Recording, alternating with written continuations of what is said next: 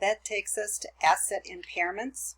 Impairing just means to write things down. We had those two principles.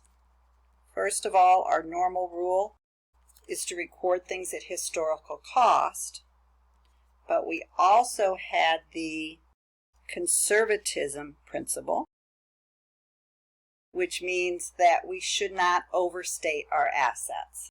While historical cost is the normal rule of thumb, we also believe that assets should not be valued at greater than the market value.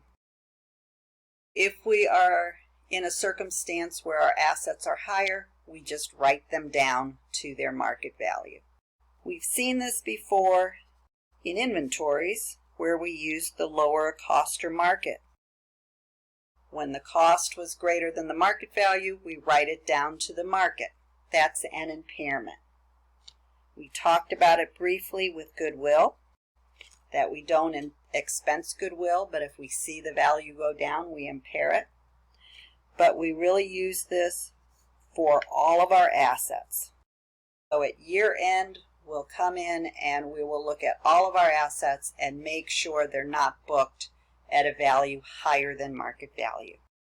To give you an example, we review all the assets for our impairments at year end, and we find that we bought some land for $1 million. Now it's worth $450 because we had one of those 500-year floods, and so now that area is classified as a floodplain.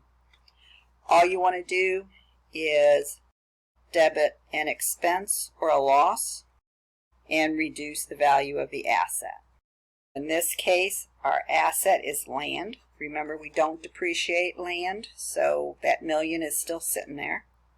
That needs to go down by $550. We'll debit loss on land, and that's an impairment. The last part of this chapter then just talks about the asset turnover ratio. We've already said that when we have a turnover, whatever the name of that is what you divide by. So we divide by total assets. Also on ratios, when you have an income statement account and a balance sheet account, on the balance sheet you'll take the average. To illustrate, I'm going to use Pepsi and Coke. For Pepsi, I always just do the average assets first because I'll mess them up on my calculator. I'm not good with those parentheses. 78,547 plus 77,648 divided by 2 gives you 78,097.50 for your average assets. That's our denominator.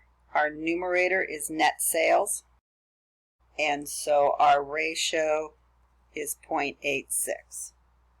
In essence, you've sold your assets 0.86 times during the year. By itself doesn't have a whole lot of meaning, but when you compare it to other companies, that's when you can really see the significance. Doing the same thing with Coke then, I'm going to do my average first. Divide that by 2. Do double check and look to make sure that this number is in between those two. Net sales goes on top. So for Coke, it's 0.44. And these aren't percentages, these are numbers. Coke turns over their assets 0.44 times during the year. So it takes them, in essence, 2 to 3 years to make up their asset value. The important thing is this is bigger than this and much bigger. So they use their assets more efficiently. Should make a little bit of sense because Pepsi also has Frito-Lay, so they've got a lot of snack foods which probably turn over faster than sodas. Coke is mostly all beverages. That's really all there is to the plant, property, and equipment chapters. If you have any questions, give me a call.